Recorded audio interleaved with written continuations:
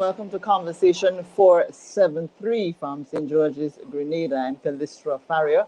On the program, as usual, Kitaka is here, Rolanda is here, and our special guest, Joel Greenidge. It's the fourth night in our series. We're talking to young politicians. We're looking at the future of politics in Grenada. Who is going to take up the baton and move forward with leading in nation building. So far we've had Tevin Campbell on, we've had Earl Maitland on, we've had Judd Cadet on, and tonight Joel Greenidge will grace us with his presence, a name that is well known by a lot of people in the youth movement in Grenada, the Caribbean, and internationally as well. Welcome, Judd, to the program. Thank you, Callistra. Thanks for having me on the program, Conservation 473, The Future of Politics. I must commend you guys on a really good show. I looked at the first two episodes with Tevin Andrew Cadet, and I think it's a very beautiful initiative because for so many years, young people has not really had such platforms to really discuss issues that are affecting us, ourselves, and our peers. So I just want to commend you guys on the show. Thank you so much. Thank you so much. We're trying to be innovative and forward thinking as we present Conversation 473 on a nightly basis. So, the question, before we go to commercial break, the question we're asking everybody who comes on the program is, how have you been coping with COVID-19? Grenada seems to have dodged a bullet, but we're still, on the vigilant mode. Well, to me, it's been great. I've been really enjoying the moment. I see it as an opportunity, to reflect, to rejuvenate, and to really come back stronger, more innovative, more creative, more strong, more resilient. So it's been a character building experience, and continue to be positive and continue to be there for those who are weak in this moment. Because naturally, I'm a very strong person. And we do need our youth leaders to be strong. The task ahead is not easy. So, Rolanda, what's been happening today? We were together last night, and Kitaka, give us an update on what's been going on with your life over the last 24 hours. I've been getting back to work. We had work right through the COVID period. Business has started picking up. People are getting back out there. It's nice to see that people are still wearing their masks, but the mood out there is still somber, and people are still being cautious, which is nice. That's what we've been doing, really. Well, Callistra, for me, it's been usual sailing. I mean, for me, I think during COVID, I've been more busier than it would have been pre-COVID. Not moving a lot, but moving a lot with the brain and moving a lot with the fingers on the computer and so on. So it's been that kind of day as normal. And I got some nature in today. I went up to Granada today to take in some natural oxygen and some prana. So I'm shining and glowing right now. So I think tonight is going to be a fantastic show after that Granada experience. I am jealous. Stop showing off that you went to Granny Tang. Okay, next time you're going to Granny Tang, call me so I can tag along. So, guys, the viewers, share the live, more great conversation for yet another night. Joel Greenidge is here, and we're going to take a commercial break right now, a word from our sponsor, and then we'll get right into conversation 473. It is time for Grenada to define for herself what independence means. What has happened here this morning has made me feel confident to face the future with fortitude, strength, and with hopefulness. People begin to understand that our lives don't have to be so hard. Things can change, you know. We are all currently facing the same crisis and very similar challenges, and no one can afford to be myopic or bigoted in this fight. We have no choice but to work together. We have heard the call, and we are determined to come out of this pandemic greater than we entered.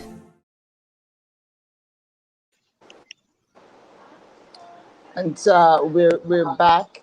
You know, I want to start, Joel, with you telling us a little bit about who you are. I know there's a lot to you, but for those who may not know the genesis of your life in politics and the youth movement, give us a 1 minute rundown on who you are. Well, my actual journey in politics started at the age of 18, when I would have delivered my first political speech at NMP parish or constituency meeting in St. David's.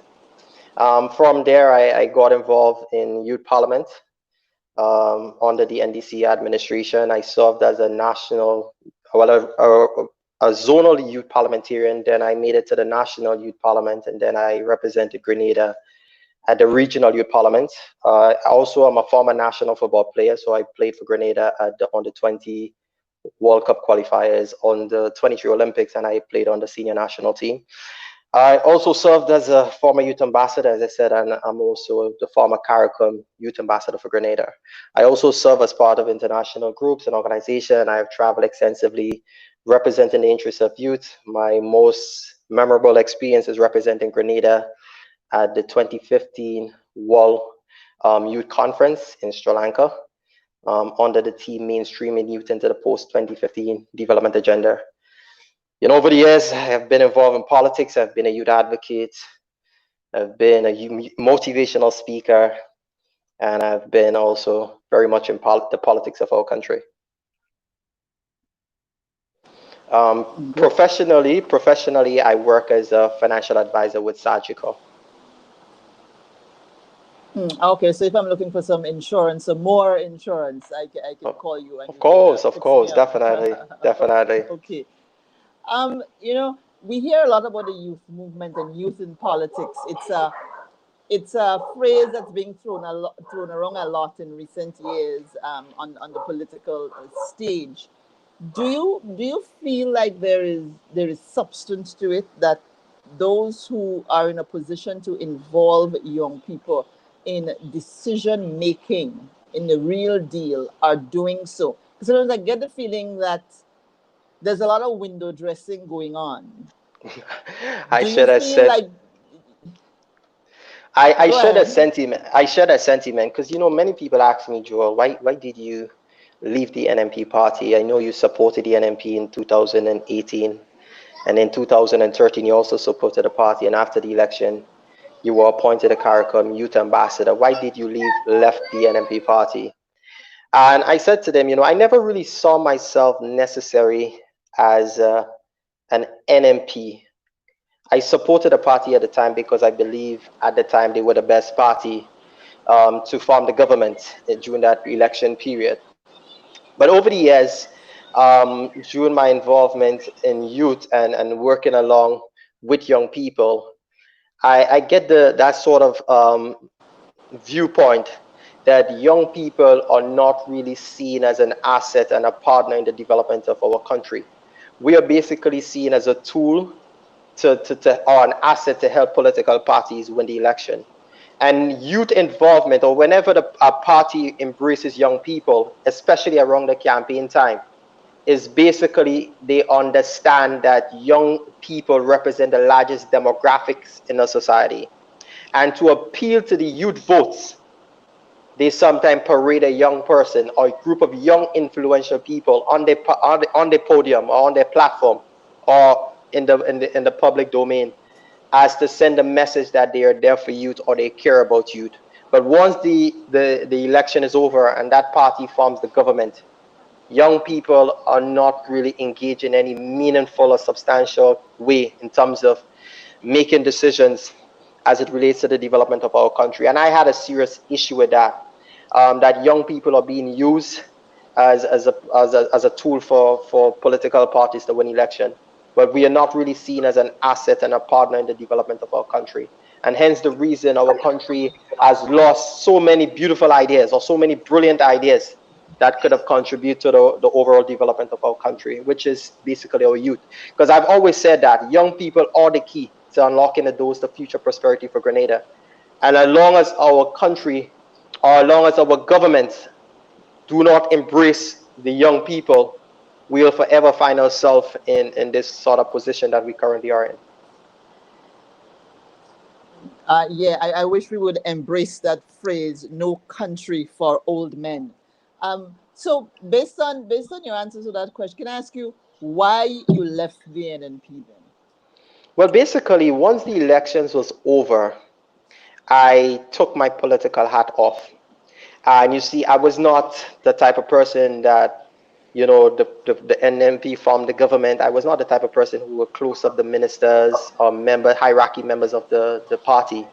I maintained my independence. I kept my distance from those individuals because I wanted to have my independence of mind. I believe once you started to rub shoulders and you're in the same environment and you're laughing, kiki, eating steak, drinking wine, you find yourself under a sense of obligation.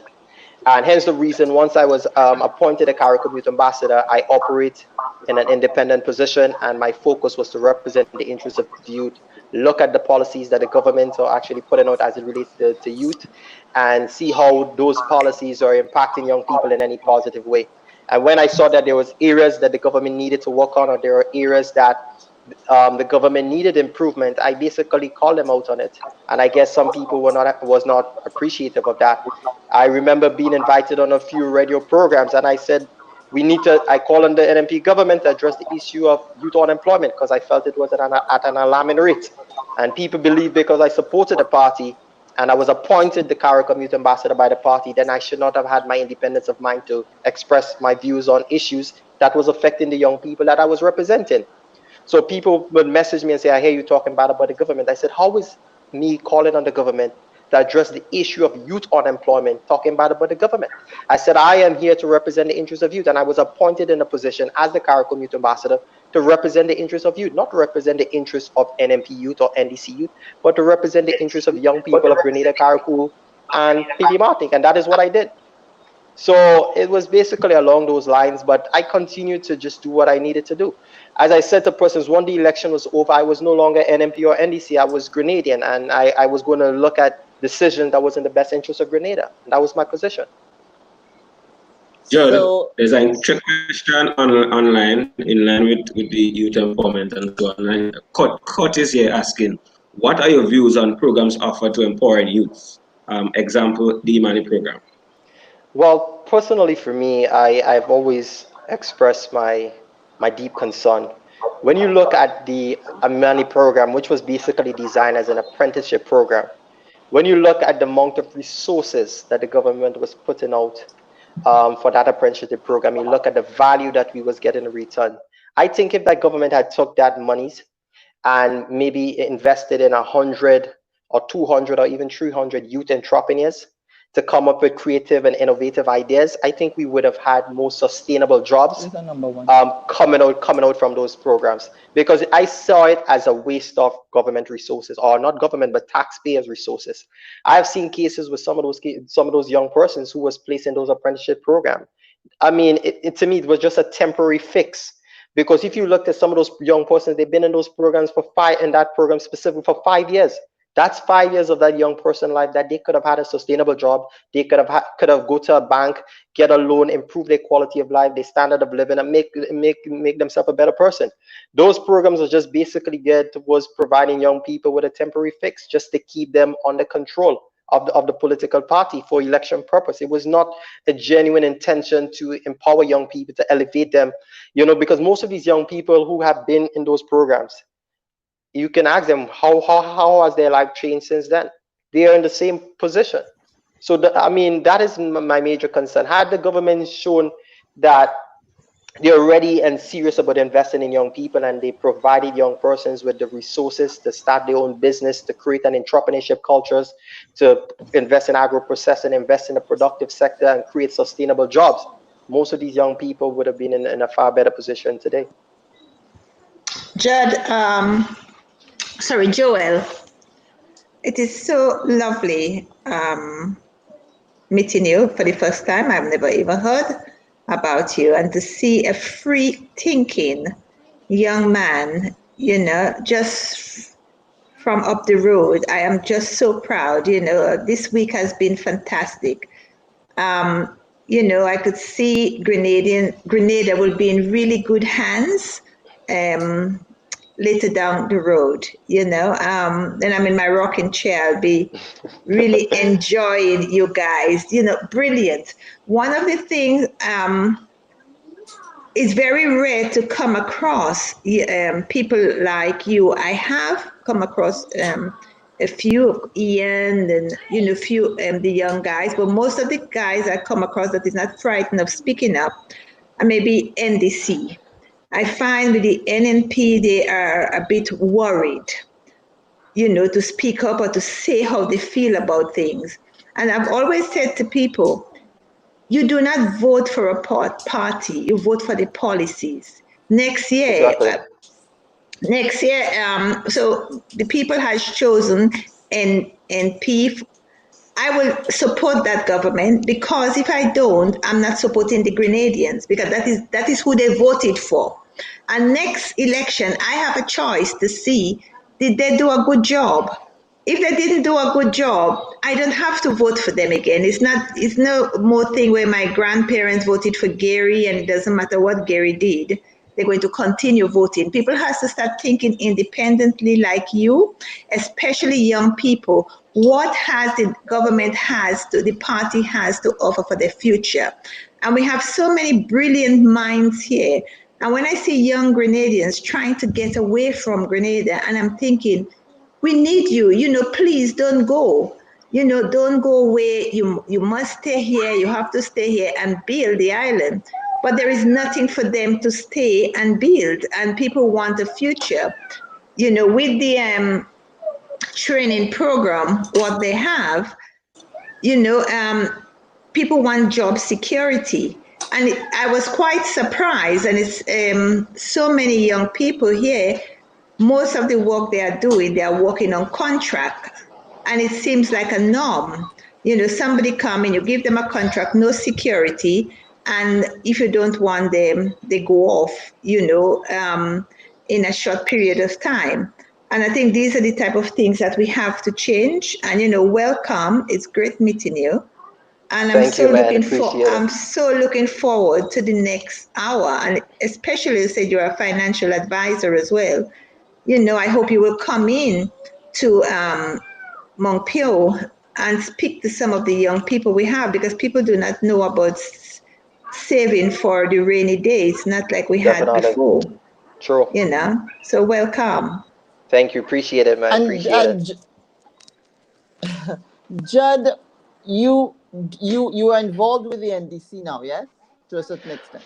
Well, I was involved in the NDC in the last election. Basically, I was the youth spokesperson for the party and was very active, involved in the campaign, a lot of television, radio interviews on the platform every night, speaking at the different candidates' community meetings, So I was very much involved, even at the major national rallies and meetings and stuff. So I was definitely involved in the party in the last election. So, so let me ask you this: based on what you would have outlined earlier, what you would have said earlier regarding your involvement with the New National Party at the time, and given your views on how youth is accepted or not accepted in the national scheme of things, in the decision making and charting the direction, do you? Is there a difference, really? Because I noticed Kellen Bob has commented on our chat or live chat that the cultural mindset of Grenadians, and he's not wrong, is that young people should wait their turn, or we can't believe in young people. If you're young, you're giddy-headed, and you can't, Yes, very valid point. make any headway. A bunch of kids raised the revolution, which was one of people Yeah, still say it was one of our most you glorious know, periods in the history of Grenada. So, how different is it within the NDC? Is it similar? Do you feel that same mindset exists? I think that's a very beautiful question. I don't see any major difference in the both political parties in that area. That's my humble opinion. I think in those both political parties, there's a group of big boys who believe that they've been around for a long time. They're in charge. They call the shots, and as a young person, you have to wait in the line. And if you're a young person that shows great potential, or if you're a young person that is perceived as a threat, they keep you close when they need you, but keep you as far so that you don't replace them. And that has been the culture, in my opinion, in the both political parties. And you know me, I will always speak firm and frank, and I may step on people's toes in the process, but that's the reality. And it's not just in politics. It's that kind of attitude is in a lot Yeah, of definitely. areas in Even in the Grenada, corporate, professional. definitely, you're correct. You're correct about even in the corporate world. I mean, in my early days in my career, I stepped on not my current job, but in previous jobs, I stepped on my manager's toe, and eventually, we had to come to a common understanding that I am an independent thinker and I will have positions, I will have perspective, and I may not always agree with you, but we can coexist together, and eventually we develop one of the most beautiful relationships. I mean, everyone who came in the establishment after that, he always spoke about me. He always used me as an example of the quality of employee that he liked. You understand? So, I mean, sometimes I think that's the problem with young people. They are afraid to have a position. They are afraid to say, "Listen, I don't support this. I don't agree. I agree. I don't." You understand? Because they believe if they do that, because of the victimization culture, and because young people have that dependent mindset, they feel outside of government, or outside of this politician or this person, they can't make it on their own. But you have a brain, you have creativity, you have innovation, you have ingenuity, you have energy, you have that young people have that ideal for prosperity and success. I mean, young people are disruptive leaders. We are transformational thinkers. We are the ones who are changing the world. So why should we allow a few select people who are enjoying power at our expense continue to keep us submissive for for their own political convenience? Joel, I've only returned back home about 3 years ago. I've been in business now for just over 2 years. And only last week, I read a letter from Michael Batiste on Facebook, where we have lost, government ministers had lost over 300 million US. It seems like Grenadians, the young generation, does not realize that this is like somebody coming into your house and stealing your money. I don't think Grenadians realize that this money belongs to them. Because I said, I cannot phone the government office tomorrow and say I cannot pay my VAT. They will come for me. But Exactly. it seems like, why can you look at the camera and tell the youth that are listening out there that this money belongs to them and they need answers? We don't. I mean, Sorry. I mean, the truth of the fact is the government has mortgage our future as young people.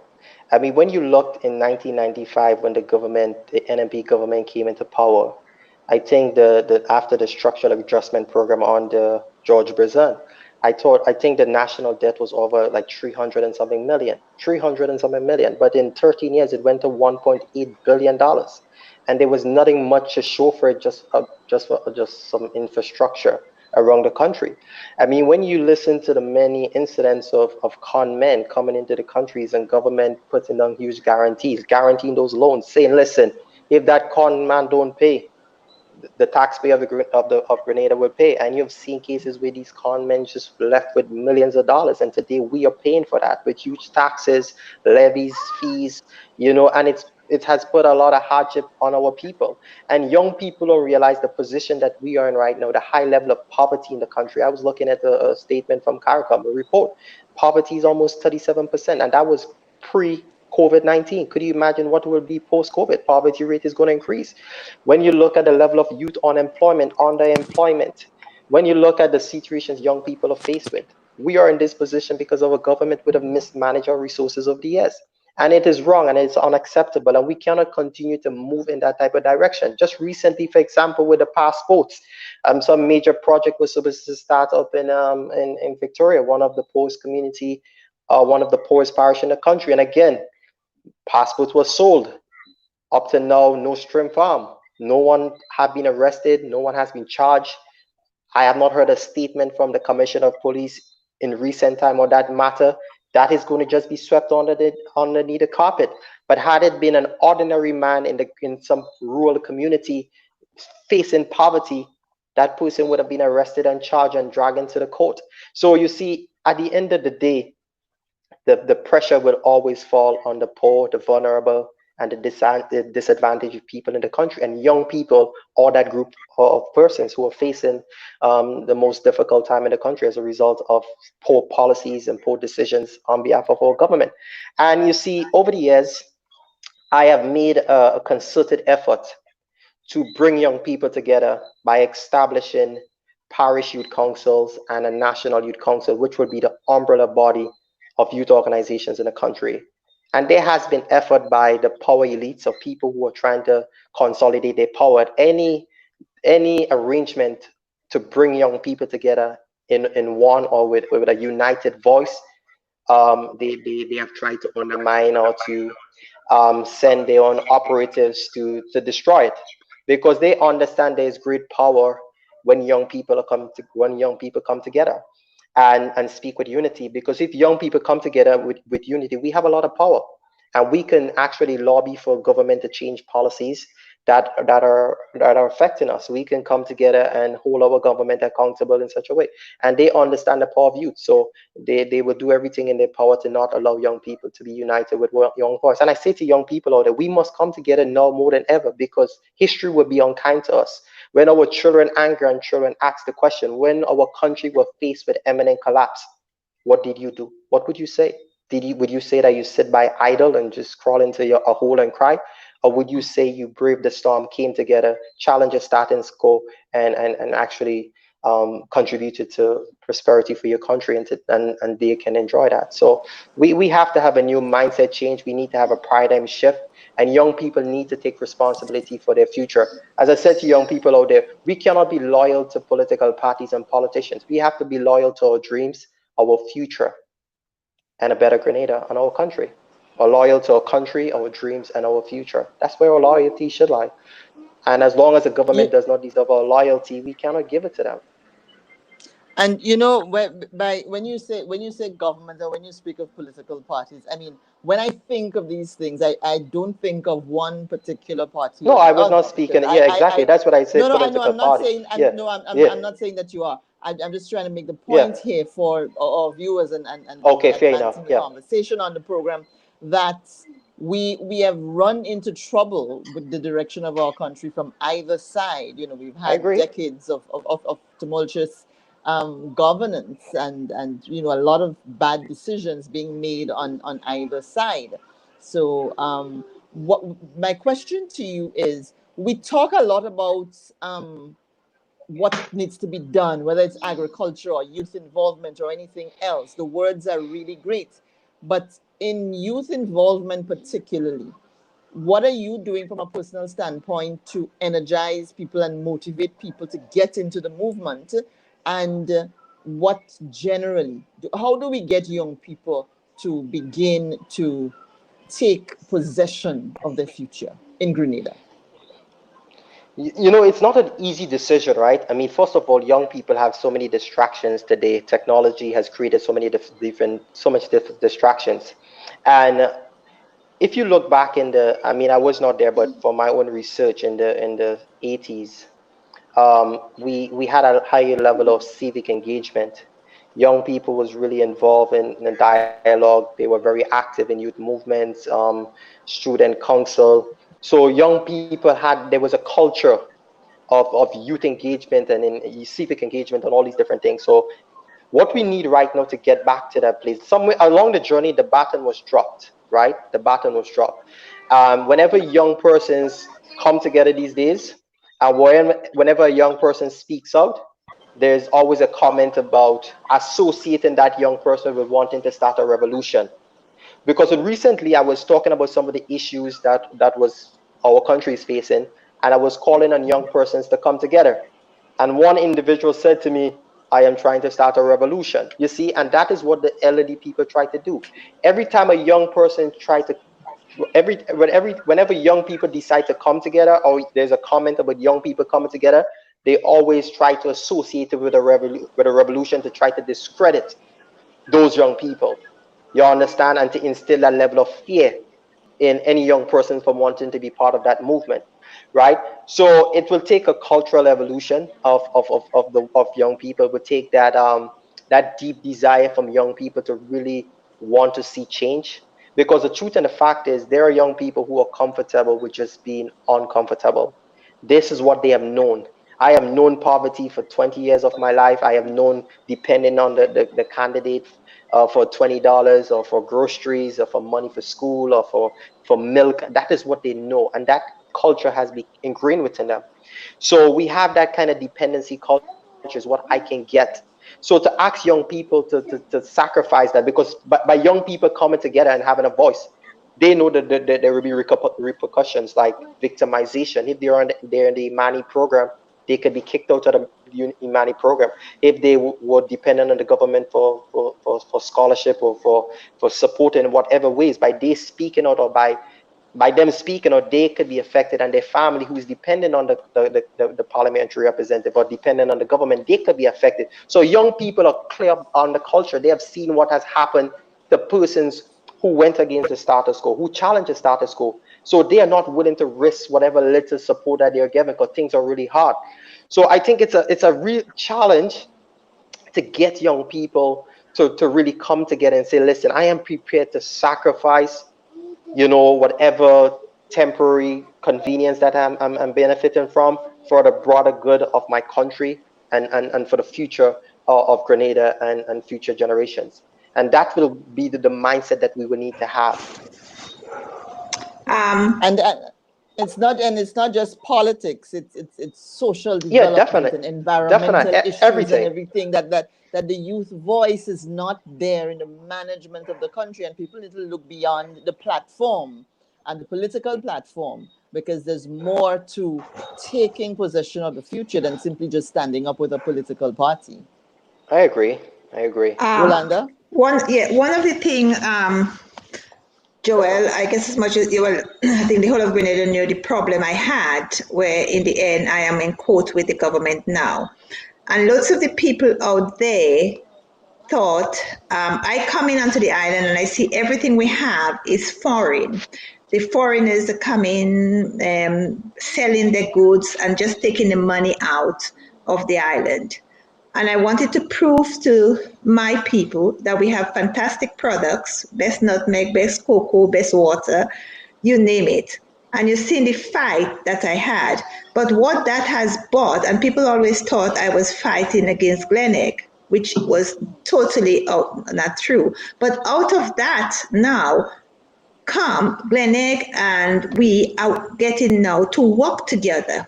I have started something. We are in talks now. My Glenegg, Aqua Blue, all of us are getting together and working together. So although it costs me dearly in my pocket, what I have created, I'm saying to people, we as Grenadians, we cannot walk away from each other. We are too small. There is no, we're not competing with each other. Who we are competing with are the products that are coming in. And I'm happy to say, even today we supposed to have a meeting which was cancelled because of things, but we are working together. And I have never had a problem with Glenelg. I had a problem with people in the government thinking it's only a few Grenadians that has to make money. I come across, when we had the expo, I was shocked to see the creativity, the entrepreneurs, young entrepreneurs that we had in Grenada, waiting, busting for the opportunity. And as I said, I went out there and I showed them, we can go onto the international stage and bring back prices that other countries, I mean, to come back with silver for one of the best sparkling water in the world.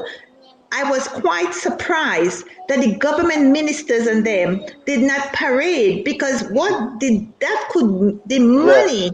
this could bring into the country. Do you think the people and them, these older heads, do not understand? Or why, where do you think they are working from? I mean, it's a very interesting question, because I mean, there are a lot of good business ideas that never came to fruition in Grenada. And there's a mindset within the governments is that if the ideas are not foreign or not from a foreigner, then it has no place in our country. It cannot bear any fruits. And I think that sort of mindset is changed, needs to change. Because when you look at all the concessions and all the benefits that foreign businesses foreign investors get, and compared to our local people, it's very discouraging, and it only leads to wonder where the priority of our governments lies as it relates to creating that sort of enabling environment where our local business people can strive and prosper and contribute to our economy and our sustainable development. And I think that has been the major challenge for young people. I've met young persons, including myself, with brilliant ideas for businesses. And most of these businesses never got off the ground. Great plans, great ideas, great enthusiasm, great energy, but those ideas never got off the ground because of no support. I made a point one time: if the government can guarantee loans for international investors with no major resources, right? How is it that the government cannot guarantee loans for young entrepreneurs who come from very humble background and does not have security and all those necessary things that attract to attract loans? Why can't the government step in and guarantee loans for some of those young people with brilliant startups, brilliant ideas in agriculture, agro-processing, manufacturing, and you see so many of those ideas, brilliant young ideas, never got off the ground. So I have serious concerns with that. And I think there must be a shift in a greater support for our local business people, and especially some of our young entrepreneurs. So, well, you mentioned being a strong leader for youth and an advocate and so on. Also, you've experienced a lot of, jumping from here to there and having to the line. But what sort of plans you have now, or concrete projects or initiatives you're working on that will benefit the youth of Grenada? Okay, so one of the things that I recently started, I started this group called 2030 Youth Grenada, right? And basically is all about making Grenada the place of choice for our future. And what inspired me to start that group 2030 Youth Grenada is where I want to see Grenada in the future, and where I see young people in 2030 being at the decision making table, leading, being community leaders, transforming the agriculture sector, leveraging the technologies, just revolutionizing change in this country, moving Grenada to the next level by 2030.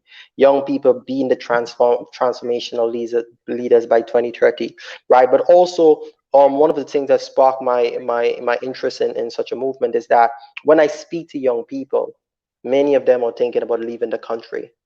And hence the reason I came up with the whole mission of making Grenada the place of choice. Because trust me, at this time, Grenada has not been the place of choice for a lot of young people. When young people look at their future in Grenada, they see no hope. So they are thinking about leaving, and we don't want to suffer a brain drain. So 2030 Youth Grenada is one of the movements. I have actually started it. We have already established our Facebook page, and we have basically came up with our mission, vision, and how we are going to empower young people. So by 2030, we can actually be the leaders and really transform our country. So what are some of the things you guys have achieved so far? Are you guys still in Right. So conceptualizing? basically, we have conceptualized the idea, the vision, the mission, and the core principles of the group. We have the logo. We have different messaging that I put out. We put out basically, and then that's the foundational stage. But also currently working on a few policy positions for agriculture, for macroeconomics, for healthcare, and maybe in coming weeks we'll also put out a position on agriculture, agro processing, and macroeconomics in response to this whole COVID-19 crisis. So there's a lot of things that are really in the pipeline. And as I said, the movement is about to be created. And in coming weeks, a lot of interesting things are going to happen and unfold. But, just not going to talk too much about it right now. Kenita Henry, Kalistra, do you want to read what Kenita Henry has said? I'm talking from experience, not from fear. I love Grenada, but for now, I'll get my bread elsewhere. I'm looking forward to supporting change, so I'm following these young politicians attentively. Shosa said, victimization is a huge problem. Oh, yeah. This one. Okay. Yes. Okay, victimization is a huge problem. Okay, so yes, we want change, but do you think that's easy, being starved out for 5 years or however long? True. Well, Yeah, Kalisha, I had a problem before I took my step. Most people said to me, I would be victimized. I even saw on Facebook where people say the step that I took, my business would go under. And when you read something like that, when you invest a lot, it is frightening. You know that people said, how dare you stand up? You will go under. So the victimization is real. Do you know, it seems, sorry, when you speak, a lot of the leaders says there are no victimization. The people, do you think they're just saying that, or they really do not know what is going on? Because I've heard so many people are scared of speaking. So many people I've come across are very, very worried about speaking up. Hello? I think what Ms. McQueen is asking is for you to offer an opinion on the existence of victimization in Grenada. That the fear that people have is that they're I going don't. to, as you said earlier in the program, that people are afraid to get involved because of the repercussions to their daily bread. Yeah, and that remains the same, because if you look at what's happening in the country, and I have engaged a lot of young people who would have conversations with me behind the iron curtain, right? But there's a huge fear because at the end of the day, let me give you an example. In 2018, when I joined the NDC in that campaign, Christens was meeting my mother and told her her son would prevent her from benefiting from certain opportunities, and told her that I will make it difficult for her. So, I mean, the reality is that victimization is a big part of our country, and it has instilled a lot of fear in young people who are really dependent on the government in some way or the other. And it's not just the victimization, Joel. It's that, and it happens no matter which government is in power, right? A lot of people feel that, okay, this is what I do to repay the closeness I have to a particular political party or the benefits I've received, but it is they say there's no victimization, but there is, and it is also in other areas as well, that it's not just in politics that people would retaliate against you if you don't seem to be marching in line with what they want, with their interests. I mean, it's a position of selfishness, a human position of selfishness that we experience in our daily lives. But Kalistra, is it coming from? I just want to say here that sacrifice. There's no battle is won without losses and sacrifice. But Kalistra, is it coming from the top? Is it coming from the top, Kalistra? Because as I said, just coming back, that is what is it? The victimization. Does the people at the top? Because I had somebody working with me from the NDC, and people were saying, my staff members were saying to me, Miss McQueen, you cannot employ this person because they are a big supporter of the NDC, and people will think you support that party. And as far as I'm concerned, what I saw was a brilliant young man. I didn't really care who he support. So what I'm saying, well, I mean, the thing about it, Miss McQueen, is that when in the 1990s, okay, a phenomenon happened in Grenada where a woman called Joan Webley came from Jamaica to assist the NNP in their political campaign. And some people believe that that was another turning point in how we engage in politics in Grenada. And anyone who has been paying attention to what's been happening in politics over the last 20 years or so would notice that there was a concerted effort, a deliberate effort to put Grenadians in a particular position of fear and dependency. So I don't know whether or not there's a nightly meeting that says, oh, tomorrow this is what we're going to do to victimize this person or that person. It's a thing that just happens. Victimization, a high tolerance for corruption, those things are like a cultural problem for us. It's just there and it happens. And what we need is for people to stop being afraid, for people to stop. I mean, how much do people get from these governments when they're in power anyhow? The poverty and the biggest weapon of these politicians is the poverty. You wonder why they are not encouraging innovation and independence among our young people, why they're not creating an environment where our young people with brilliant ideas can become millionaires. Because every financially and intellectually independent Grenadian is one more Grenadian that cannot be manipulated. It's one more Grenadian who is going to notice that the government brought up, totally messed up our foray into oil exploration, or who's not going to notice that over $300 million was lost because the government kept giving guarantees to people who even my 9-year-old son would be suspicious of. So it has been, my opinion is that it has been deliberate, that we have been brought to this position as a people for the political expedience of the political party. And the party that has pushed it the most, as far as I'm concerned, is the NNP. But it happens across the board, no matter which party is in power. There is victimization from the top to the bottom. And a leader may not say, oh, victimize this person or victimize that person. But people just feel this is what I need to do to protect my interests, because they are not financially independent and they're depending on the government for handouts, whether it's a $500,000 contract or $500 worth of plywood. This is what has happened, that the government, and particularly the NNP, has used the state resources to control the people. So instead of the people feeling they have a sense of ownership in the national resources, people have been duped into believing that the NNP in particular owns all of this, and we live at their mercy. And we've got to get out of that mindset. Well, Kalishka, if I may come in, let me ask you a question as well. I mean, when you really look at it, we have these 5-year election cycles. Opposition in the Caribbean is a hell of a thing. You have men, so I see some men end up in the polls and in opposition because nothing they're really running.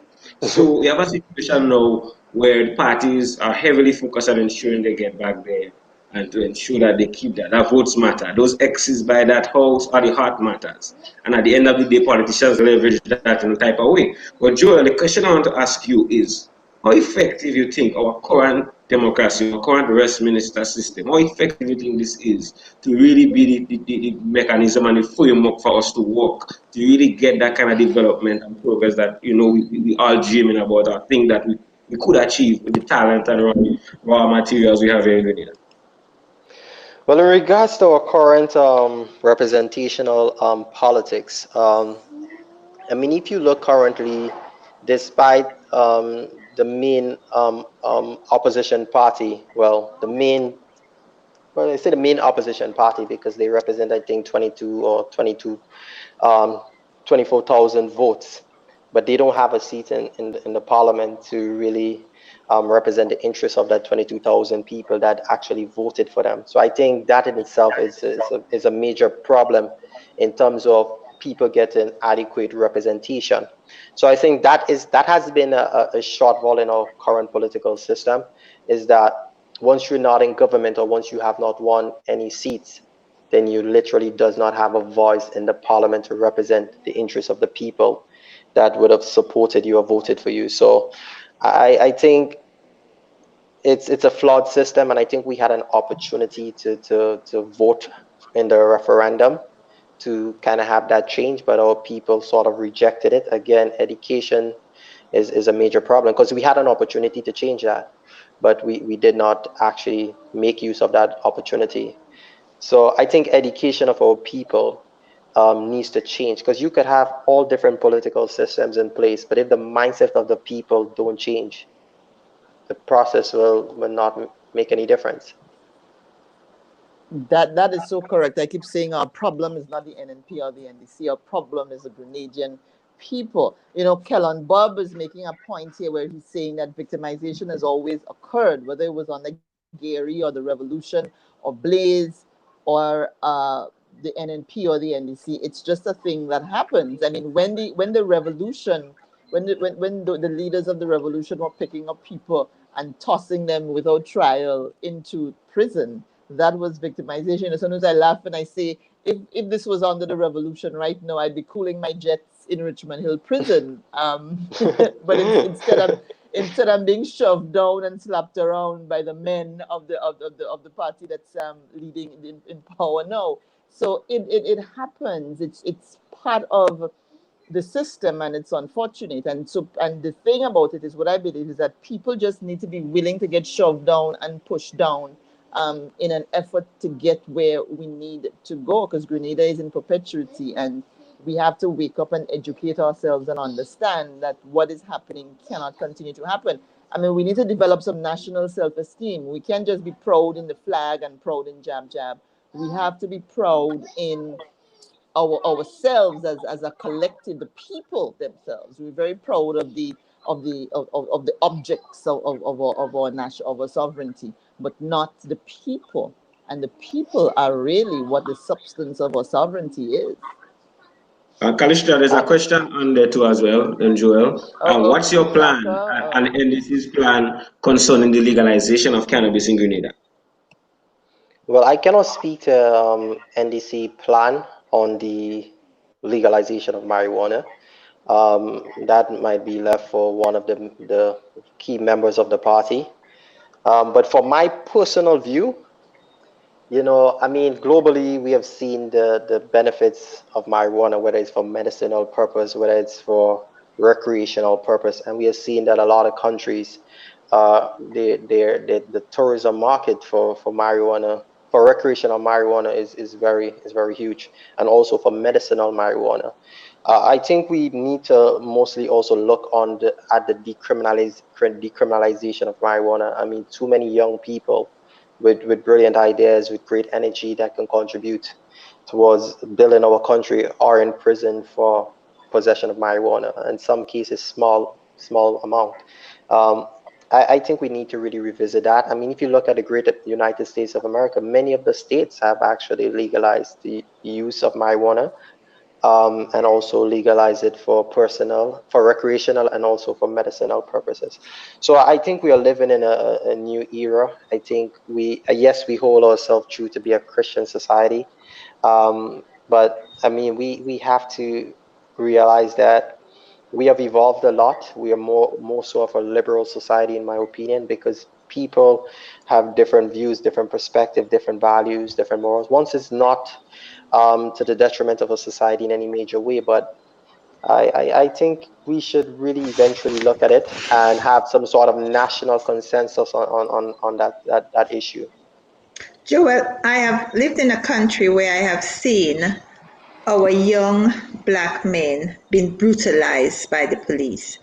I've lived in a country where, because of that brutality and because of the system, we have, if you go into the mental institution in Europe, I don't know if America is the same, we have so many of them suffering from mental health. We've got so many of them in prisons. It breaks my heart when I go by the court. My office was right next to the court, and on a Monday morning, the amount of young black guys that was there getting ready to go to court. And when you hear of the brutality, we see what is going on in America now. And you're hearing our own young men crying out, saying that they've been brutalized by the police. What have you got to say on that? Well, I mean, during this COVID period, I did a live that kind of sent shockwaves in the country, and I think even the commissioner of police would have called a press conference the next day and try to soften up the ground. I took a really firm position because of some of the issues that I saw happening in the way that the police were treating our people and infringing on the constitutional rights of Grenadians. I know it's a major issue in our country. A lot of police officers would like us to believe that it's not happening, but I have had my first-hand experience on that. And I think we must send a very strong message as a people that no form of brutality, no form of abuse, no form of mistreatment should be allowed to just go by. I think justice is something we should all try to achieve. We should also strive to achieve equality, and I think we should strive to achieve respect. And if you look at the persons in most cases that are being mistreated and abused by the police, or most so the most ordinary people who literally um, cannot really even help themselves in some cases, or do not have anyone to stand up for them, and they're being taken advantage. You hardly see any cases where influential or the son of a business person or some major influential figure in the country being abused by the police, but you find the ordinary set of people who they don't have name, they're living in poverty, they're struggling. Those are the people in some cases that are being attacked and abused by the police. So it sent a clear message that we cannot continue to allow these things to fester and develop, because eventually what will happen, people will retaliate, and the consequences would be would be dire for a country, especially in times like this when people are very frustrated. People are stressed out. They don't know the next meal coming from. They don't have no jobs. They don't have food to put on the table for their family.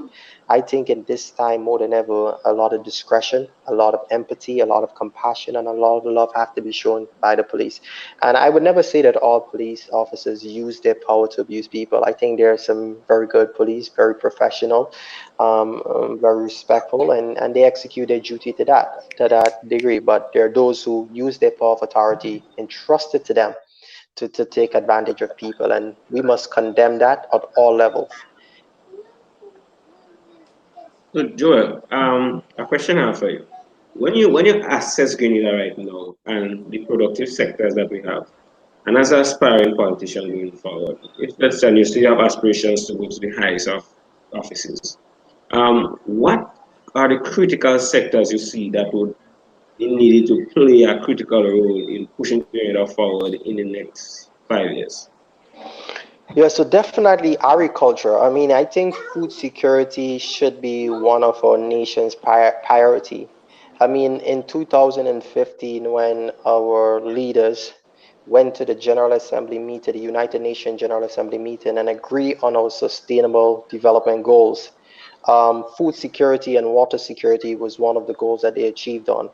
Bringing an end to poverty, to no, I'll say zero hunger, was one of the goals. Ending poverty. You understand? So I think agriculture would play a very critical role, but also agribusiness. Over the years, we have had we have viewed agriculture in such a way where a man take a fork and a hoe and a cutlass and he goes to the garden and he plants it to he put dig a couple holes and put a few seeds. We must move agriculture from that perspective where we have agribusiness, where we have a proper business plan. You have your accounts, you have your management, you have your farmers, you have a strategic plan, you understand, and you have your marketing team and you have access to markets and you do all those different things. We must really get to the point of having agribusiness. I look at a research. 70% of the world's farmers are women. Could you imagine that? So 70% of the world's farmers are women. I think that's a good opportunity for Grenada. We need to get women and youth in agriculture, but we cannot do it in the current form in which it is. We need to incorporate the technology. We need to use innovative means of farming. We can use hydroponics. We could use all those different means of agriculture.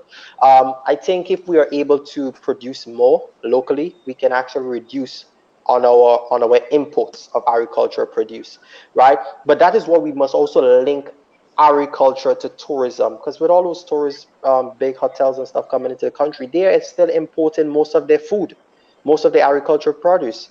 So if we are able to link agriculture and tourism, then once we're able to produce more, we'll be able to supply the tourism demand. Apart from that, we also need to look into agro processing. I mean, I have a serious issue. We send most of our agricultural produce to Trinidad, and then we buy it back in value added products. We export our nutmegs, and then we buy back the value added products. So what I'm saying, we need to look at how we could use all our mangoes, our oranges, our spices, our nutmegs, our cocoa, and we need to actually manufacture stuff. We need to be able to produce stuff locally. We also have a lot of guys who are very creative in carpentry and in joinery. And since we import so many furnitures, I mean, and I looked at furniture was like in the top 5 of our imports. We should not be having to import so many furniture. We should be able to create cooperatives and have our young carpenters and our joiners and our designers come together, form cooperative, government provide concession and support, and let them produce some of our furnitures here. When some of the tourists, some of those investors come who want to invest in tourists, as part of your negotiation, say, listen, you must buy 10% or 20% of your furniture from our local suppliers.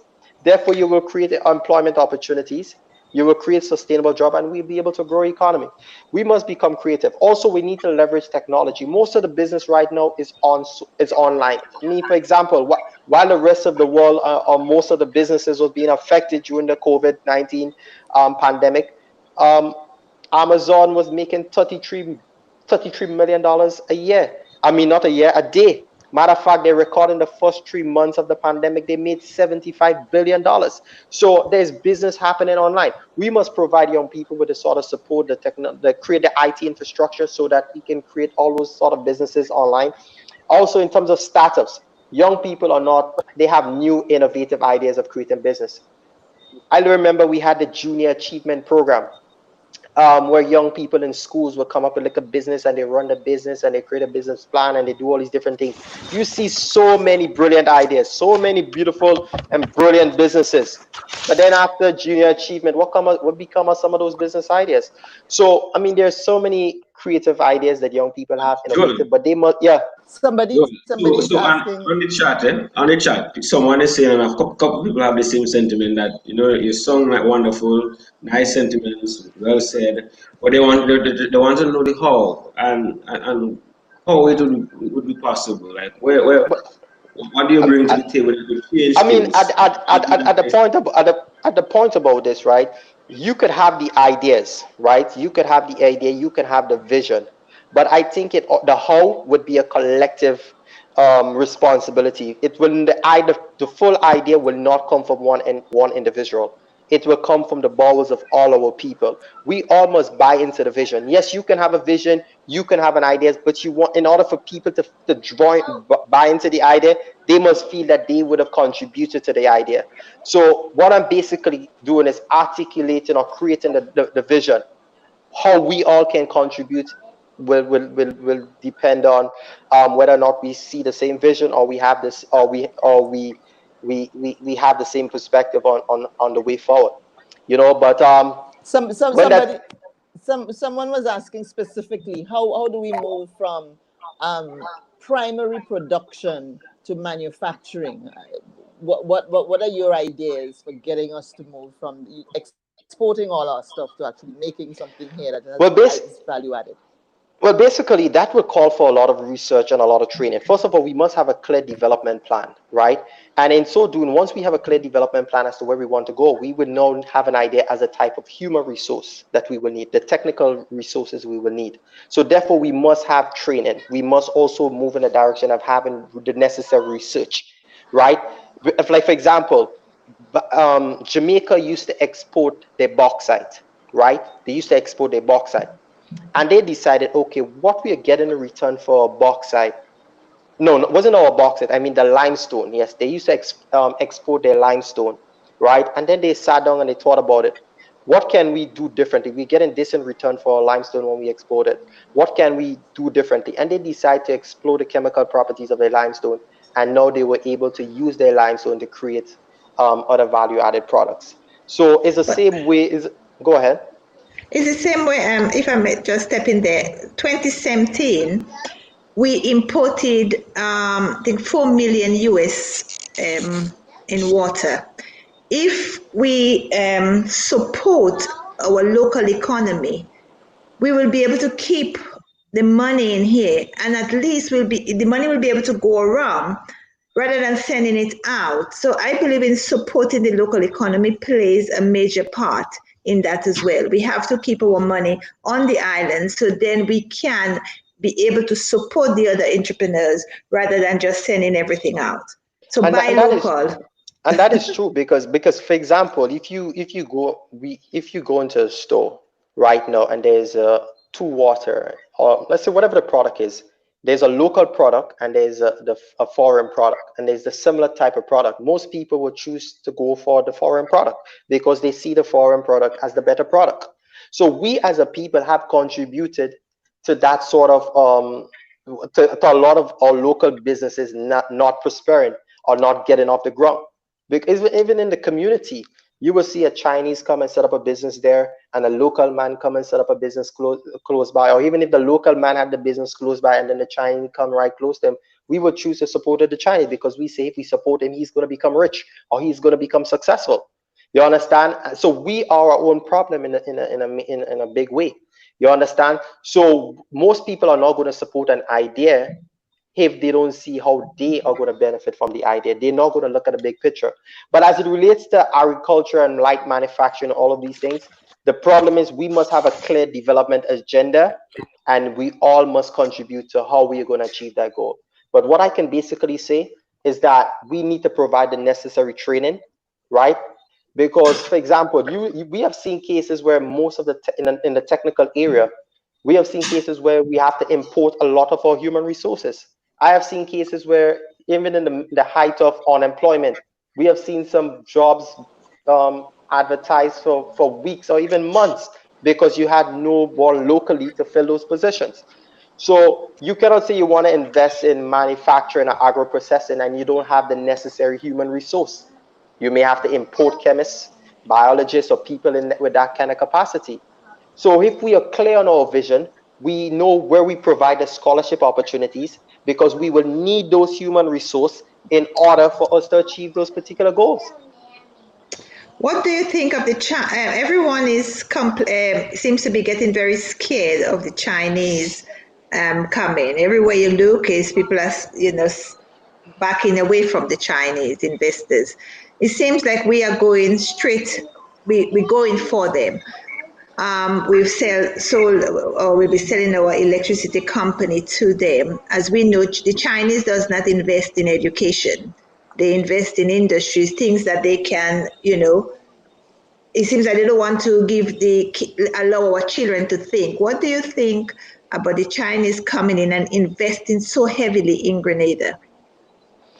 Well, I mean, I've looked at that with a very open eyes. I mean, because you have seen what have happened in many countries where Chinese would have gave a lot of loans to countries for example, in the Maldives and other countries where they gave a huge loans, and when those countries could not have paid when the time came and the countries could not have paid, they seized they got control of their ports, the major revenue for the country.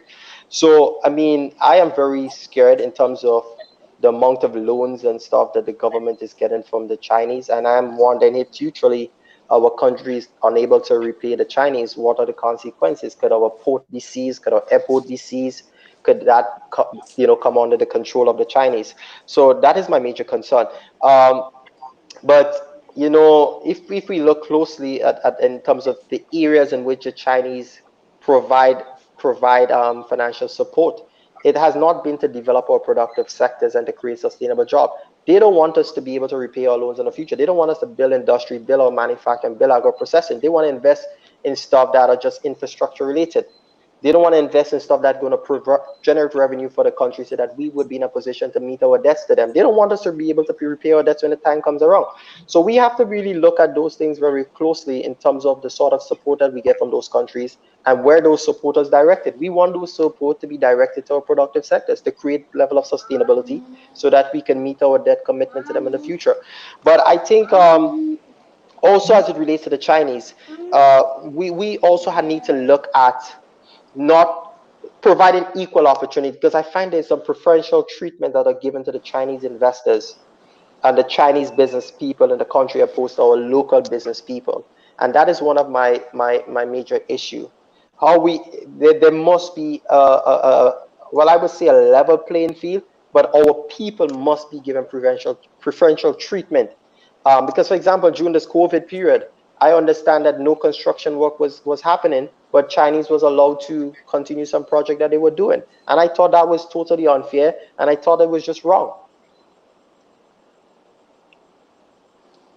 Do you believe, I'm going to ask you a direct question here right now, and I'm asking this based on the fact that the new National Party and Prime Minister, the Honorable Prime Minister, Dr. Keith Mitchell, has served the longest amount of time in government. I mean, this latest stretch that he's had is, and previous times.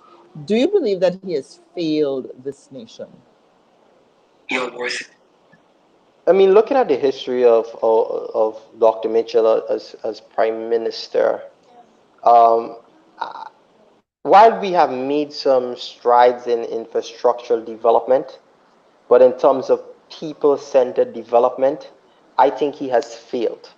But in terms of the infrastructural development of Grenada, the accessibility in so many cases, he has done a good job in that area. Looking at where he took our national debt from to where it is right now, did we get value for our money? I would say no. So in that context, I would say he has failed. In terms of developing, because if I look at most of our leaders currently, they are all products of the revolution.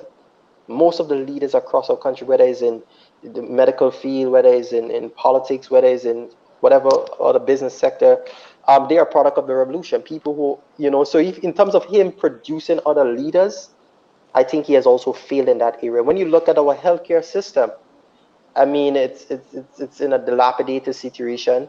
It is not modern. It's not updated. I think he has really failed. When you look at agriculture and you look back at the revolution period, agriculture is on its bending knees. Nothing much has happened in that area. So if I really do an assessment of our country where we are today, and for the time he has been in power, I would say he has failed miserably. Some time ago I was looking to say what will be the legacy of our prime minister, and I think the only major legacy I'm seeing is that he won 15 seats 3 times. I think he's one of the only prime minister maybe in the Caribbean to do that. So maybe that might be his legacy. But in terms of being remembered into the future for any significant impact or development in Grenada, I'm not seeing history remembering him. Last night on the program, Judd Cadet said the exact opposite from what you just said. He said that history would be kind to the prime minister and that he is the best leader that we have ever I had mean, he's and singing, that he will be remembered. but he's singing for his supper, so I would not expect if he says any. The truth of the fact is, if he says anything contrary to that, maybe tomorrow he'll be out of the Senate. So, I mean, he's playing the political cards, but I guess from a conscience point of view, maybe So someday in Joel, the future he might be You singing a know, different Joel, song. no, have I you was going thought to about, ask if the sorry, prime sorry, minister is that okay, go petty. ahead. Huh? No, I was going to ask if the prime minister is that petty. I mean, you have been in the party. Is the prime minister that petty? Bro, we cannot overlook the fact that the prime listen, yeah, we were having a conversation earlier on victimization. And tell me if this is not victimization. And tell me if you are a supporter or you have been someone who listens to the leader of the country. Because whenever the leader speaks, people sometimes tend to listen. And for a leader who's supposed to be setting an example to stand in the parliament and publicly stated that he blocked the opposition leader from another party from getting a job with the Commonwealth and laughing about it with a big smirk on his face and celebrated like he did something so good. What do we leave for his supporters or the other persons to believe? If you can block someone who's on the opposite side from getting a job to take care of their family and to provide and make fun of it as you did something so good, I mean, the victimization culture is real. So every person looking on, they will not want to face the wrath of such a decision, of speaking out or having a different opinion. Joel, Do there you seems do to you be a think we've done do you think we've done so badly in areas of manufacturing and agriculture and agro-processing, and so because the prime minister hated the revolution so much? I mean, in this time right now, when you look at the older heads, is one of the people who was absolutely opposed and worked against the revolution. Do you think that might have something to do with it, that he was not part of that culture of independence that the revolution, for better or for worse, I mean, despite their shortcomings, I should say, would have strived for? I mean, when you listen to the prime minister speak about his own experience of his family being agriculture, his family working in agriculture, and the sacrifice and the struggle, and not seeing his father being able to provide as he should as a result of him being in agriculture. I think he has that disdain for agriculture. And it has been evidence when you look at the budget allocation over the years as it relates to agriculture. Nothing much has been happening. What is interesting, look, for example, in this crisis, St. Vincent, who's our neighbor, are able to export agricultural produce not to Dominica, but to Barbados and other Caribbean countries. They were also, in a few weeks or months ago, I think, was willing to do the same for PT Martinique. Could you imagine in the midst of a crisis, a country could afford to export agricultural produce when other countries are now fighting to see what they can produce now? So it shows that our priorities over the years have not been clear, and even in the midst of this crisis, we hear the announcement of a major hotel project again, over 300 and something $1 million, hot villas and all of this. Nothing about agriculture. Even in the midst of this crisis, when food security is a major issue, we still have not heard any major discussion on how to revive our agricultural sector and how to develop that sector. We haven't heard no conversation about the access to grants and funding and technical support coming from the Ministry of Agriculture to develop that sector. So it's very clear that the priority, the pillars on which this current government is prepared to build our economy, is agriculture is not in the equation, and that is Joel. very sad. That is sad, in my opinion. Joel, it seems that people are calling out for a third party, a new party. People seems like they want change. It's like they don't want NNP, they don't want NDC, they want something new. What are your thoughts on that? That's a very, very good question. I've traveled all over the country because I'm involved in football, and I do a lot of coaching, and on a day-to-day basis through my social media platform, so many people, young people, reach out to me. And they have expressed their dissatisfaction with the two main political parties in our country, both the NDC and the NMP. And they have said, Joel, why don't you start your own party? Why don't you come together with some young people? We're willing to support you.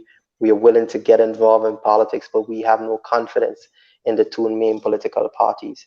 And it's really sad to know that our people have got to the point where they are rejecting the two main political parties in the country. And I think it's over the years, people have not seen any major difference in the both political parties. And in terms of the people who hold leadership position in those parties, they don't see those parties as inclusive. And they want to be part of change. They want to be part of a progressive party that is, first of all, people-centered development, but a party that is prepared to welcome new ideas and new perspective. They need fresh ideas. I think nothing is more powerful than an idea that has come. But I think there's nothing worse than people who still think in old ideas. And I think that's the problem with the current political parties. They are still thinking dinosaur ideas in terms of development. So I think that is a problem. We need a new perspective. We need a new vision for developing a country. We need to welcome new ideas. And I think those two parties right now, they're not showing that they're willing to bring something new to the table. So I think there lies an opportunity for a third party, because people are willing to embrace something different. And those both political parties have not shown that they're willing to incorporate or bring together the new ideas or some new minds. If you look, for example, in the last election of the NDC, for example, you saw the same old faces, still clinging on to power. So with the same old faces is the same old ideas. Nothing will change. You But Joe, understand? how long do you think it would take for that new party to really get? Because the issue I've seen is what happens with a lot of new parties. They form close to election, they contest the election, maybe not with a full slate of candidates. They contest the election, and then after the election, now they disappear, and they have to come and rebuild and start again. So how long do you I see don't. to take a party I to build a foundation, get a level of respect and credibility, to get funding and so on, and to really be a strong contestant to because I to contest against NDC and NLP? I don't see it being difficult right now for a new party to really establish itself. Once that party is able to attract like-minded people, persons who are credible, persons who have a genuine interest, and people who are willing to engage, person. Because you see, what happens with most of the political parties here, apart from this big boy group that is established, they're not willing to go beyond that and engage people and to have conversation and to get new ideas. If the idea does not come from them or from the big boys group, then they're not welcoming new ideas. So I think any new party that forms right now that is inclusive and that is engaging and willing to listen to the ideas of people and look at some of those ideas and really have that sort of conversation and really get down to the ground and genuinely engage people. I think it wouldn't be difficult for that party to build a momentum and to gain the support. And especially if that party has young people that are at the forefront of that party, together with some with some wisdom, because you cannot live out the no more senior people who have the experience and the wisdom and can create the guidance. Yes, young people, we can have the exuberance, we can have the energy, we can have the passion. We want to see things happen. We want to make a difference. We want to make an impact. And with a few genuine senior people who also wants to guide the young people and nurture them and harness their potential, and to create the guidance, I think we can really make things happen. We can really bring something different to the table and really take Grenada to the next level of development. There are too much brilliant-minded young people in this country. I mean, over the years, young people have invested seriously in their development. A lot of young people with so much great ideas that our country is waiting for to go to the next level. And I think this is an opportunity for new third parties able to come on stream, and that party is able to appeal to the young professional, the youth in agriculture, the youth in entrepreneurship, the youth in the creative arts industry, the youth who is on the block, the youth who is marginalized, the youth who feel he has no place in the society and can really appeal to the Rastafarian youth, the youths in the hills, the youths in fishing and all these different sectors, and really bring them together and really get to understand the challenge that they are facing and really willing to listen as to the sort of opportunities that they are looking for and how you can support them in that regards. I think a lot of changes can happen that we all can be proud of in the future. You actually, it's funny, it's kind of joke funny, but we have all Maitland on the show asking if you want to join GM. Yeah, Stop trying to recruit people on the program, please. All stop. I was about to tell you, Kitaka, you have to put that question up because Earl is trying to court Joel for Gem, and I was thinking all throughout the program, Joel, I was thinking that what a wonderful thing it would be if all of you guys, the Earl I Maitland, said, the Joel yeah, Greenidge, and co, would come together in a party because Kanisha, I don't know if before we politics. I started, think sometimes politics spoils people a little bit too, eh? But I'm I never thinking that met, you guys can go into this without being tarnished whatsoever, and you can stick to your positions that you have now and energize the people of the nation. What a wonderful thing it would be. I know, But Kanisha, I don't know if this life is that I simple. never met Joel. I never met or spoken to Joel before, and we just had a quick conversation before the program started. And I said to him, "Do you know Earl Maitland?" And he said, "Yeah, they are friends." And I thought, wow, if these guys could get together, we will be we would have a fantastic future to look forward So to. Joel, why has that not happened? Why has like you, Tevin, or Judd and so on has not it not it, or Ron? Why has it not dawned on you guys to form your own Yeah. party? I mean, the truth is, I mean, me and Judd, we are good friends. Despite we have shared different political views, we are friends. We are on WhatsApp. We have conversation. We disagree. We agree. Me and all, we are also really good friends. We always having conversations, and we would always share a perspective. And I realized when I engage all, we do share similar vision for Grenada and some similar views on some of those issues. So I understand how it's easy for us to really relate. And we do have that same selfless mindset where we just really want to see a better future for our country. And I think it's easy to walk along with persons like that you share similarities with and a similar vision and just naturally have a love for people and really want to bring about change because that's where my heart lies, and I find it hard to fit into a structure where people don't have that same passion and love for country and for people. I am not going to be a hypocrite and be part of any political party where I don't feel that there's this genuine desire, that genuine passion to really bring about change and to really elevate people from poverty and to put people on a pinnacle of success. So that is basically it. And I think younger people, there's something about youth. If you look around the country, I mean, not just in Grenada, but all around the world, I mean, you have seen young people leading change in so many areas. There have been governments that have been around for 30 and 40 years, and it took the Facebook generation to pull down some of those totalitarian leaders in the space of a second like that. Young people organizing themselves together, coming together in groups and network. And yeah, I mean, you've seen cases where young people today are starting business at the age of 15, 16, multi-millionaires so young. But in Grenada here, for example, the young people have just been stifled. We have not been able to unleash the creativity, that But passion, that Joel, desire. Mhm. but you didn't answer the question. What would you guys be willing to come together and form a party? If I look, going We will definitely have conversation about it. As I said, I'm open to conversations.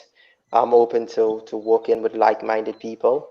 And as I said, we're in the conversation stage. A lot of conversations will happen because there are a lot of young people who also are going to come forward.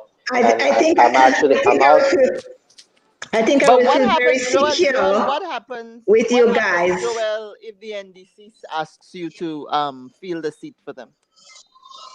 If the NDC asks me to fill a seat, Ask you to fill the seat for them. If they uh, invite you as one of the candidates, and well, the I mean, constituency group accepts you. the truth and the fact is, the last election was in 2018, and since that time, 2 years after, the NDC have never really reached out to me seriously Wow.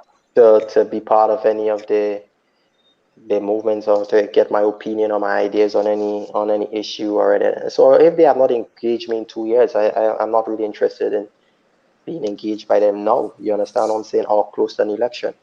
After the last election, I don't think I've ever got a call from the member of the NDC to say, okay, we think you can actually maybe serve in this capacity, or we want to have your opinion on this idea, or we want, it has nothing. I have not been engaged in any meaningful way. So at the end of the day, that does not stop me from still wanting to contribute.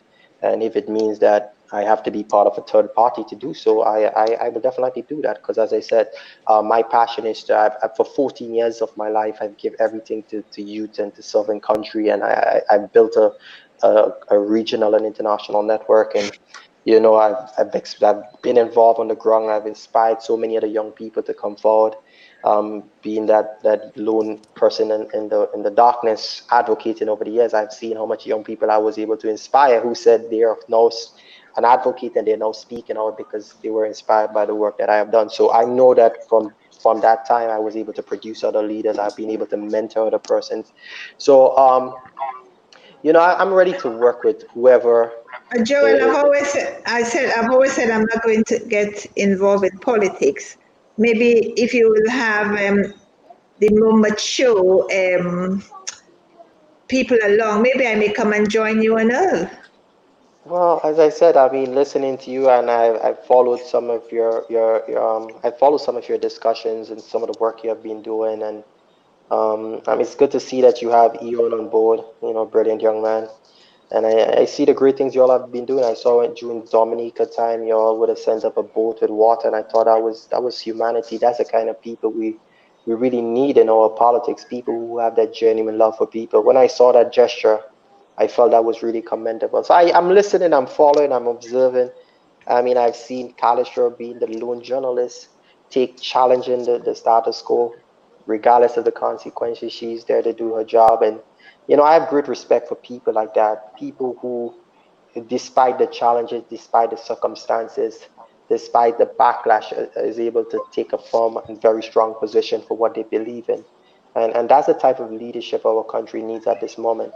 That is the type of group of people that needs to come forward to really put their nose to the grindstone and take our country to the next level, so that our people can really enjoy a fair share of the pie that this beautiful country has to offer. Kalishka, before coming, Kalishka, Joel, well, I had a dream like Martin Luther King yesterday that potentially we could go down in history, a conversation 473, Kalishka, Roland, and I, for having this series where we would have played a crucial role in the family, like putting your guys together so your guys can form a party. But other than that, out of the show, I want to get your view. Would you be interested to have a debate against, let's say, George, Tevin, all, and you guys like have a debate where you guys do the presidential kind of style debate and speak on topical issues and it broadcast live nationally across Grenada? Of course they will. The Tristan thing. I'm happy that you brought that up. I remember in the last election, I reached out to Judd because I was the youth spokesperson for the NDC, and I said to Judd, why don't you get your best two youth arm members and come up against two of the NDC youth armed persons and have a national debate on both parties' position as it relates to development of youth. And I put a proposal to him, and he sort of backed out, But I think that would be really good. I think what I've observed, even from the last election, on social media, if there was a political meeting or rally, and you take you cut videos, and let's say you had a candidate speaking, and you put it on social media, but you also had a same meeting where a young person from either one of the political parties spoke. If you look at the views on social media, you will find the younger person who spoke got more views. It shows that the message of young people is resonating with other young people. So I think that show would be, I could tell it. Well, we are going to organize it. It will be interesting. It will be interesting. That would be interesting. And I hope my good friend Judd will accept that debate. I think it would be an interesting debate. Kevin would. I know Earl is not going to back down. I know Earl, I could guarantee Earl would be on there. Of Well, course, and almost. it would be interesting. It's interesting, It will be I mean, great. And the beautiful thing. certainly not a political, not a partisan political No, debates, yes, but Nation a building. youth Yes, debate, yeah, about the future of the yes. country of and taking course, of course. possession of the future of the country. That would be great. That would be great. Yeah, definitely, And definitely. Because when you do make the decision to form your own political party, because I see that's where you're heading. I've been doing this for a while, and Definitely. I see that's where you're heading. Please do give me your first interview. definitely, Oh, he will be definitely, back. He will Exclusive. back here. I would back. definitely. I feel so emotional because the four young guy we had here, it makes me feel happy because, as I said, I've come across so many people that are scared, that are frightened of speaking up, and you guys have so much to lose, and you can come on here and speak your mind. It's wonderful, really, really, really. But what we haven't seen any women, it seems like there is no daughters out there, that, Well, there are daughters, and we will attempt to bring in to talk to some of them as well. There are women involved in There are the women youth. There are involved. women Yeah. involved. Yeah, you want to mention a couple of them, give a couple of them some credit to Joel. And Hmm. Joel, can you get some Yeah, of them to definitely. come? Yeah, definitely. I know Tyra Noel. She would have served along with me as a CAR committee ambassador. I think she just completed her master's in the U.S. in special education. I think she would be a good person to have on the show. Cassandra Mitchell.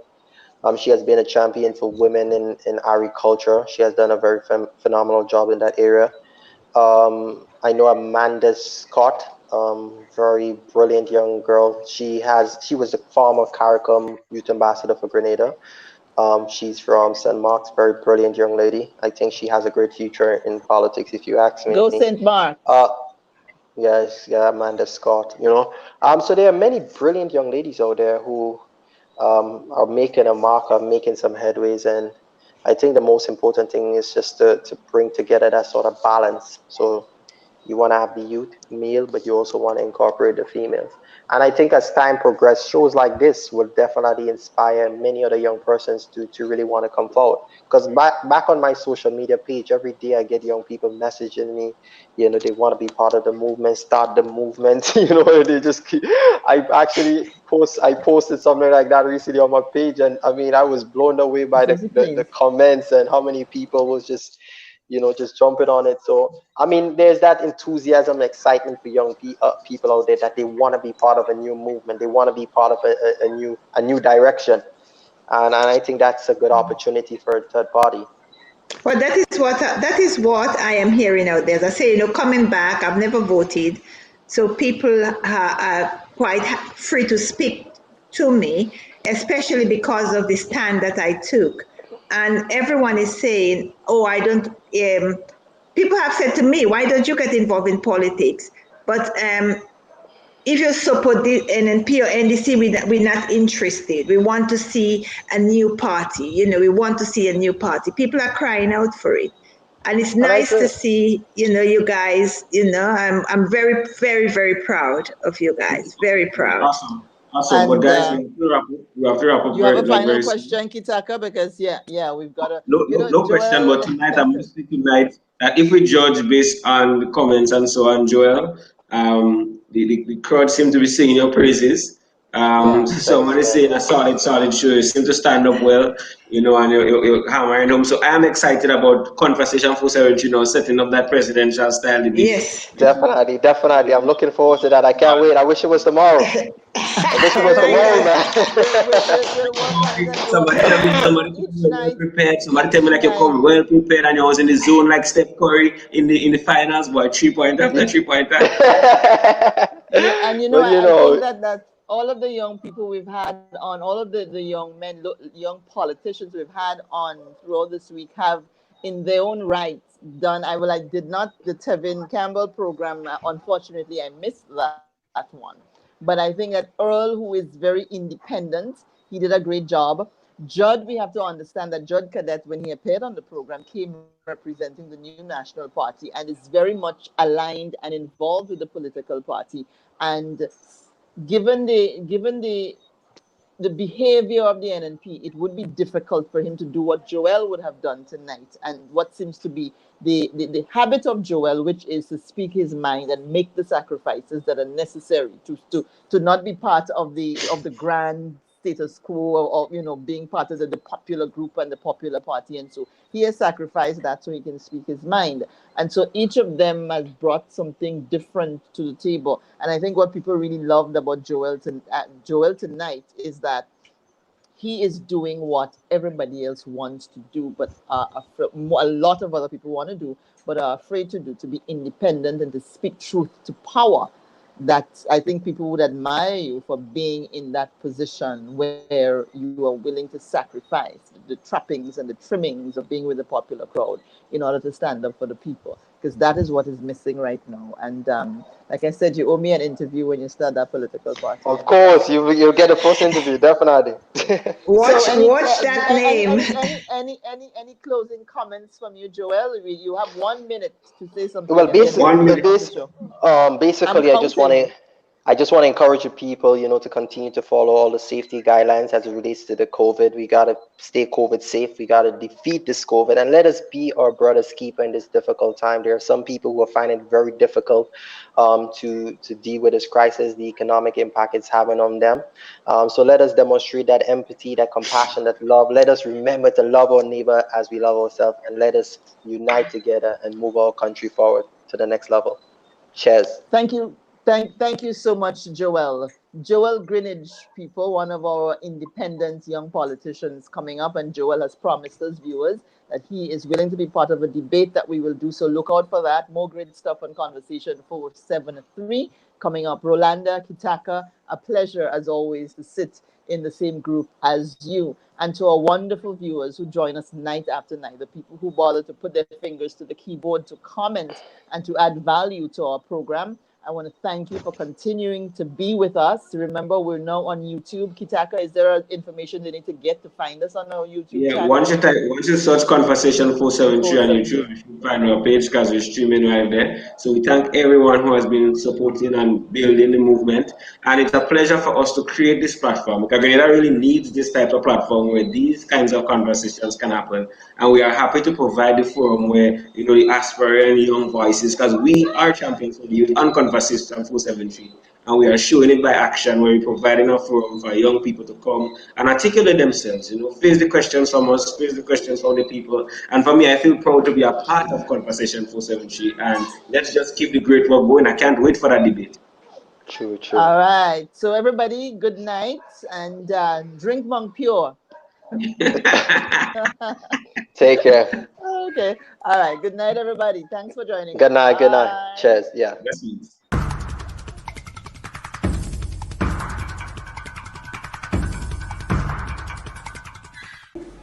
Happy birthday to you. Happy birthday to you.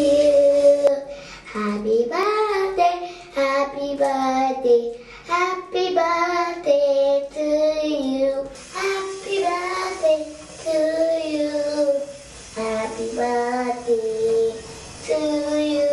Happy birthday, happy birthday, happy birthday to you.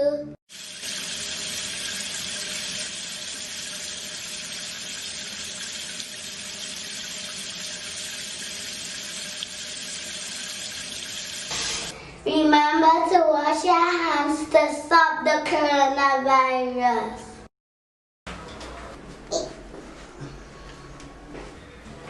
Finish.